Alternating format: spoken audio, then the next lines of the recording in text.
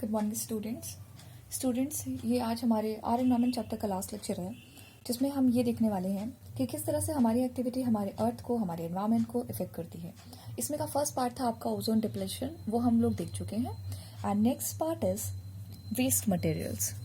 Ozone depletion is done already and today's part is waste materials.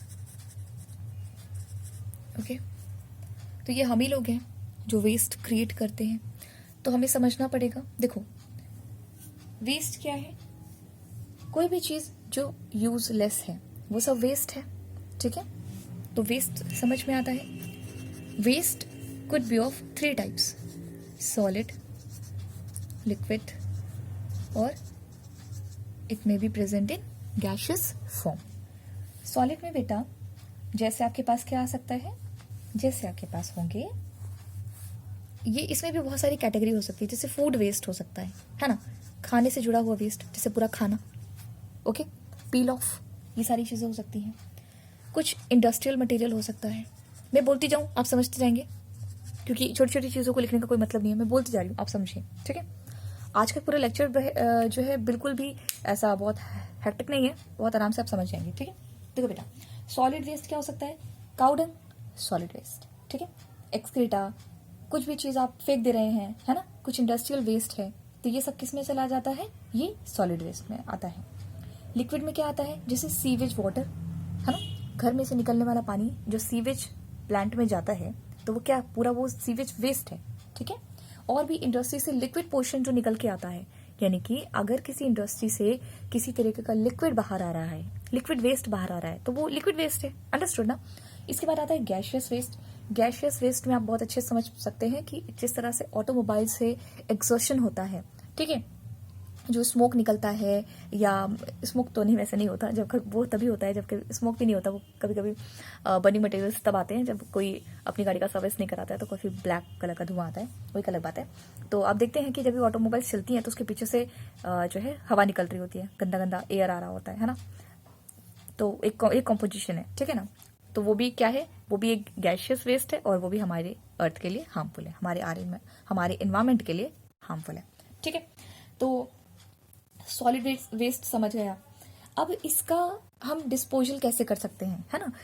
ये कौन सा, इसमें पूरी तरीके से अगर हम वेस्ट क्रिएट भी कर रहे हैं तो वो पूरी तरीके से हमारे अर्थ के लिए हार्मफुल नहीं है ना? सपोज मेरे लिए अगर फूड वेस्ट है, तो फूड अगर मैंने सपोज फेंक दिया है, तो इधर it could be harmful to our environment और नॉट। ये डिसाइड करने के लिए हमारे पास पैरामीटर होने चाहिए। वो पैरामीटर होते हैं कि आपका वेस्ट अगर बायोडिग्रेडेबल है, अगर वो टाइम के रहते रहते, है ना, वो डिग्रेड हो जाए, अपने से डिग्रेड हो जाए, तब तो ठीक है, तब तो आपका वेस्ट बायोडिग्रेडेबल है और वो हमारे अर्थ को नुकसान नहीं करने वाला। और दूसरा होता है नॉन बायोडिग्रेडेबल, ठीक है? हाफ लिख रही हूँ इस पहले, नॉन बायोडिग्रेडेबल। अगर आपका वेस्ट नॉन बायोडिग्रेडेबल की कैटेगरी में आता है, तो आपका वेस्ट हमारे अर्थ को नुकसान कर रहा है। Okay, done, first point done. Second thing is this कि अगर आपका वेस्ट हमारे अर्थ को नुकसान नहीं कर रहा है, वो टाइम रहते रहते डिग्रेड अपने आप को खुद कर लेता है, खुद सड़ जाता है, तो क्या हो जाता है? वो हमारे अर्थ को नुकसान नहीं कर रहा है। ओके, देखो अभी इसमें आप कुछ भी लिख लो, जैसे आप लिख लो, जैसे आपका पेपर हो गया, ठीक है, आपका क्लॉथ हो गया, ये भी सड़ जाता है ना? इधर लिख लो, प्लास्टिक लिख लो, बहुत ही प्रोमिनेंट एग्जाम्पल प्लास्टिक, है ना? कुछ हैवी मेटल्स होते हैं बेटा, जैसे मरकरी वाई, HD इसकी सिंबल होती है, ठीक है? और जैसे लेड होता है, ठीक है? और एक और होती है DDT, ठीक है? ये एक पेस्टिसाइड्स है, ये एक आपका पेस्टिसाइड है, और जिसको कि यूज नहीं किया जाता, ठीक है? इसे क्या करते थे बेटा? इसे प्लांट्स में डाल देते थे, ठीक है? प्लांट्स में डालने से क्या होता था? इसमें जो पेस्ट लगे होते थे, कीड़े लगे होते थे, वो क्या होते थे? वो मर जाते थे। लेकिन हुआ क्या कि जब ये प्लांट डाई ऑफ होगा तो कहाँ जाएगा? ये बरसात में अगर इसके ऊपर पानी पड़ा तो इसका सारा केमिकल बह जाएगा, और बह के कहाँ जाने वाला है? रिवर में जाने वाला है, तो ये तो नुकसान करेगा। और इवन आप जानो कि DDT बायोमैग्निफिकेशन का ही एग्जाम्पल होता है, बायोमैग्निफिकेशन, क्योंकि ये एक हार्मफुल केमिकल है जो कि एक ट्रॉफिक लेवल 1 से ये नेक्स्ट हायर, और यू मे से इट हायर ट्रॉफिक लेवल तक ये ट्रांसफर हो जाता है, ठीक है? तो ये तो काफी ज्यादा हैजार्डस है, तो इसको तो हमें कुछ सुनना ही नहीं है इसके बारे में।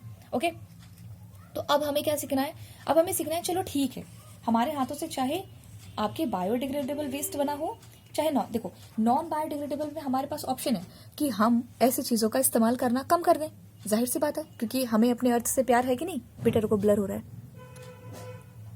ओके।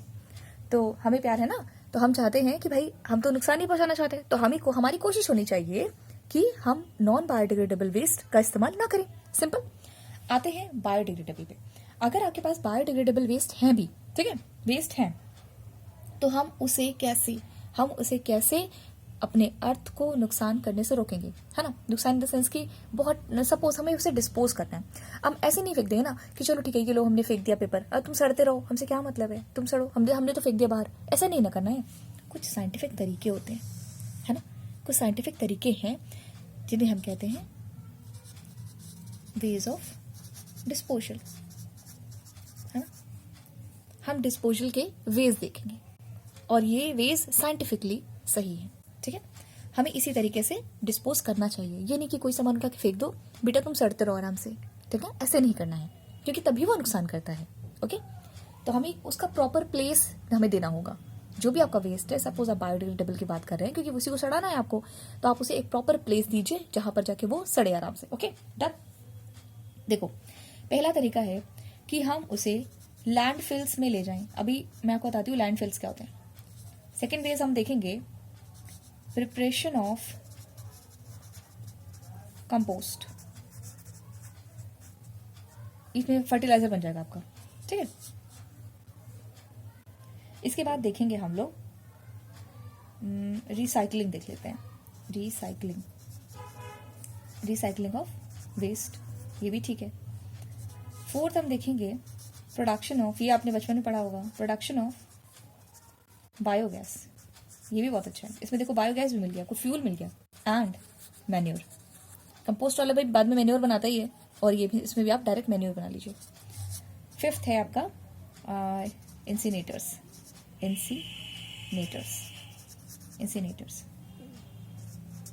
ठीक है।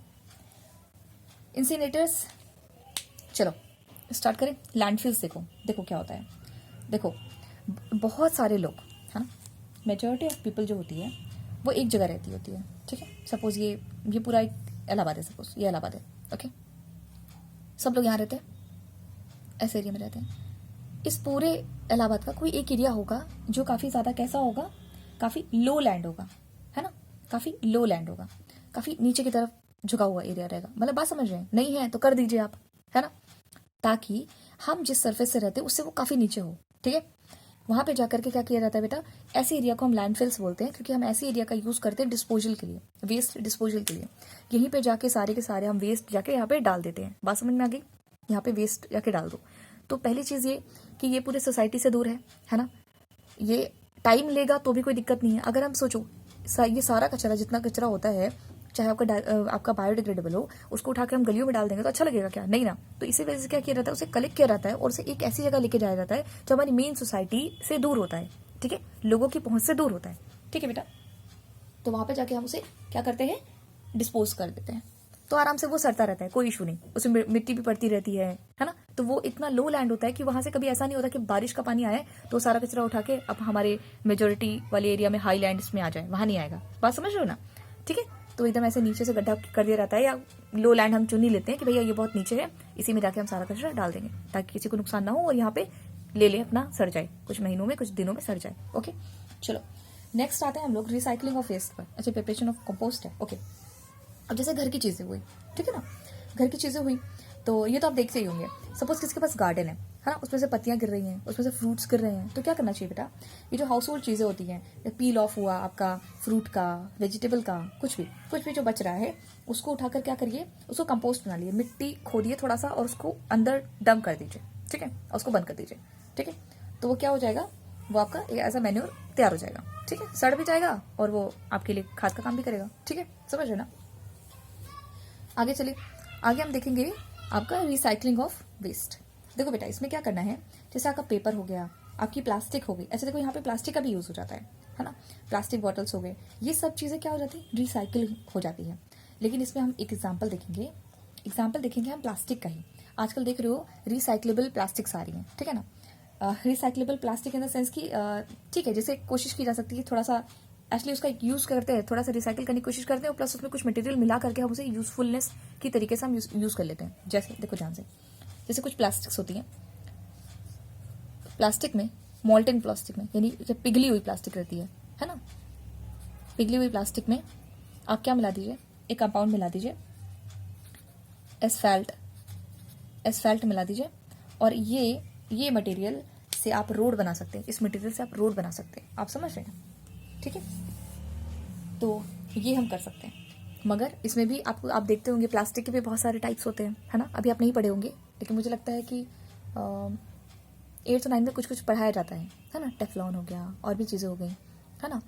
तो जो बहुत सारी प्लास्टिक्स हैं, टाइप्स होती हैं, तो कुछ प्लास्टिक के साथ हम इस तरह का काम कर पाते हैं। ठीक है, तो इसी वजह से कहा जाता है कि सारी प्लास्टिक तो एक ही जैसी नहीं है, तो हमें प्लास्टिक को अवॉइड भी करना है। ठीक है, fourth one is production of biogas and manure.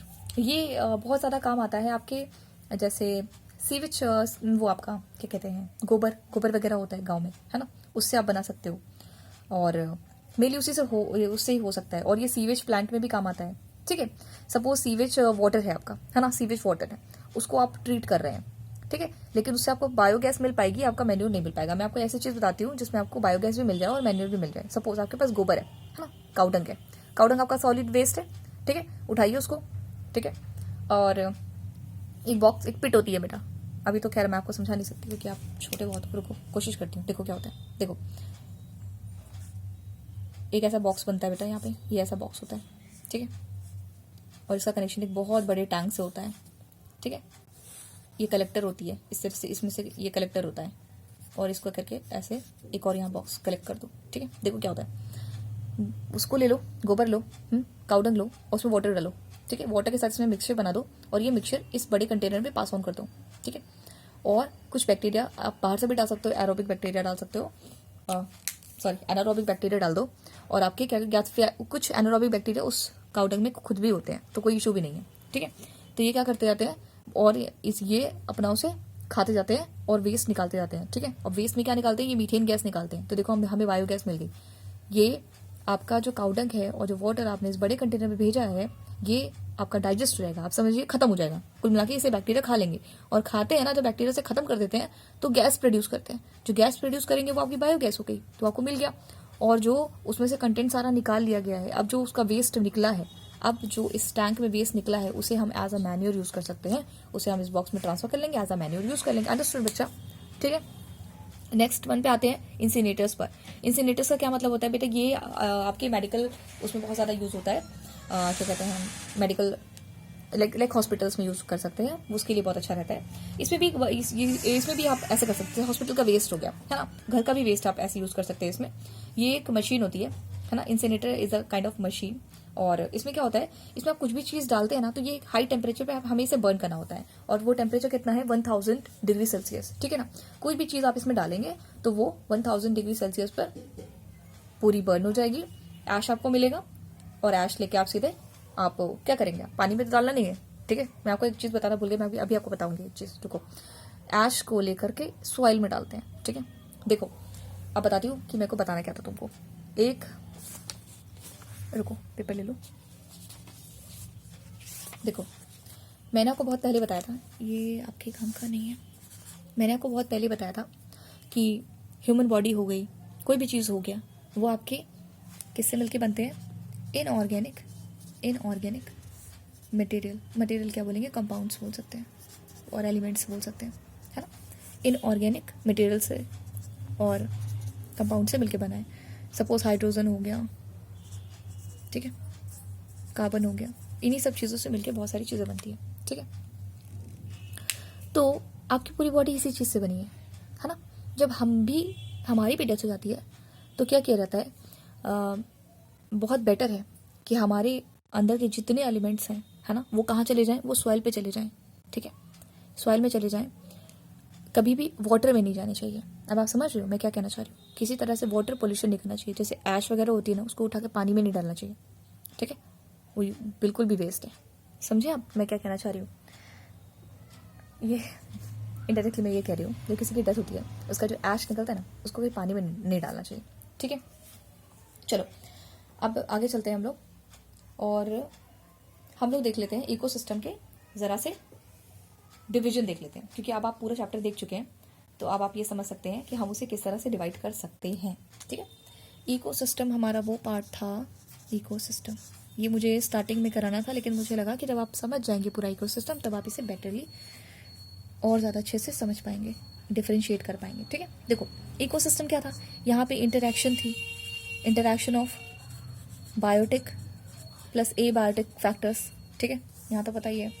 अब ये जो इकोसिस्टम होता है ना, ये आपका नेचुरल भी हो सकता है और ये आपका आर्टिफिशियल भी हो सकता है। ओके, आर्टिफिशियल हो सकता है। अगर नेचुरल है तो नेचुरल में हमारे पास ऑप्शन रहता है, नेचुरल में हमारे पास ऑप्शन है कि ये एक्वेटिक भी हो सकता है, ये इकोसिस्टम आपका एक्वेटिक भी हो सकता है, और ये इकोसिस्टम आपका कैसा हो सकता है, टेरेस्ट्रियल हो सकता है, यानी जमीन में चलने वाला भी हो सकता है, टेरेस्ट्रियल। ठीक है, एक्वेटिक में कैसा हो सकता है बेटा, पानी भी तो दो तरीके का है हमारे पास, एक हमारे पास फ्रेश वाटर है, फ्रेश वाटर है, फ्रेश वाटर, एक हमारे पास कौन सा वाटर है, मैराइन वाटर है, समुद्री पानी। ठीक है, समझ गए। अब जो टेरेस्ट्रियल है इसके और भी डिवीजन है, बट आपके काम के नहीं है, मैंने भी वैसे भी थोड़ा आपको ज़्यादा ही बता दिया, लेकिन इतना आपने सुना हुआ है। टेरेस्ट्रियल में आपके पास क्या रहेगा, एक ग्रासलैंड होता है बेटा। ठीक है, जहाँ पे एकदम हर चीज़ नॉर्मल है, आराम से काफ़ी अच्छी ग्रासेस होती हैं, बड़ी बड़ी ग्रासेस, और समझ लो आप नॉर्मल लैंड कह सकते हो इसको। ठीक है, दूसरा आपके पास डेजर्ट है, और एक आपके पास फॉरेस्ट है। क्या होता है, फॉरेस्ट होता है। आर्टिफिशियल देखें, आर्टिफिशियल जो आप बनाते हो, क्या बनाते हो, गार्डन आपने बनाया। आर्टिफिशियल में भी दो चीज़ें हैं, इसमें भी आप कह सकते हो एक्वेटिक एंड टेरेस्ट्रियल है। मैं यहाँ बना देती हूँ, ये वाला समझ में आया, टेरेस्ट्रियल समझ में आया। अब आर्टिफिशियल का देखो, जो वहाँ पे मैंने आर्टिफिशियल बनाया उसका आर्टिफिशियल का देखो। आर्टिफिशियल आर्टिफिशियल भी आपका दो तरीके का हो सकता है, एक आपका एक्वेटिक हो सकता है, देखो एक्वेटिक आर्टिफिशियल इकोसिस्टम हो सकती है, बात समझ में आ रही है। एक्वेटिक नेचुरल इकोसिस्टम हो सकता है, टेरेस्ट्रियल नेचुरल इकोसिस्टम हो सकती है। ठीक है, बात को समझो। आर्टिफिशियल में एक्वेटिक और क्या हो सकती है, टेरेस्ट्रियल हो सकती है। एक्वेटिक आप बनाते हो, जैसे एक्वेरियम बनाते हो, ये आपने एक्वेटिक बनाया लेकिन आर्टिफिशियल बनाया। टेरेस्ट्रियल में आपने गार्डन बना लिया, समझ रहे हैं, काफ़ी है इतना। ठीक है, तो ये आप एक फ्लो चार्ट हो गया कि आप किस तरह से इकोसिस्टम को डिवाइड कर सकते हैं। आपका इकोसिस्टम इसी तरीके से डिवाइडेड है। अंडरस्टूड बच्चा। चलो हमारा चैप्टर यहाँ पे खत्म हो जाता है, और इसके बाद जो है हम लोग एक टॉपिक और करेंगे, इनहेरिटेंस ऑफ ब्लड ग्रुप्स। ठीक है, उससे पहले आप जो है इनहेरिटेंस वाला चैप्टर पूरा कर लीजिएगा, उस चैप्टर के क्वेश्चंस कराने हैं मुझे, और इस चैप्टर के भी एनसीईआरटी के क्वेश्चंस डील करने हैं। ठीक है, हम लोग सब देखेंगे। Okay, thank you so much class.